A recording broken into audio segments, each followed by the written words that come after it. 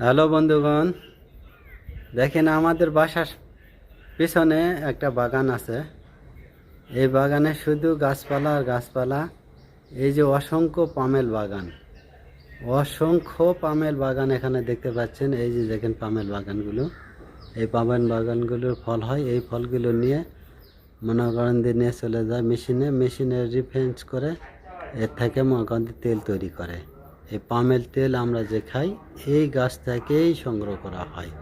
এই যে দেখতেছেন পামেল বাগান, এই যে পামেলের বাগান, পামেলের উঁচু উঁচু গাছগুলা যে দেখতেছেন এগুলা সমস্ত পামেলের গাছ। এই গাছগুলো দেখতে মূলত বাংলাদেশের একেবারে মনে হয় খেজুর গাছের মতন। খেজুর গাছ দেখলেও যা, এই পামেল গাছ একই সমতুল্য, একই রকম দেখতে। তো সবাই বন্ধুরা, কেমন লাগলো ভিডিওটি? ভালো থাকবেন, সুস্থ থাকবেন এই কামনাই করি।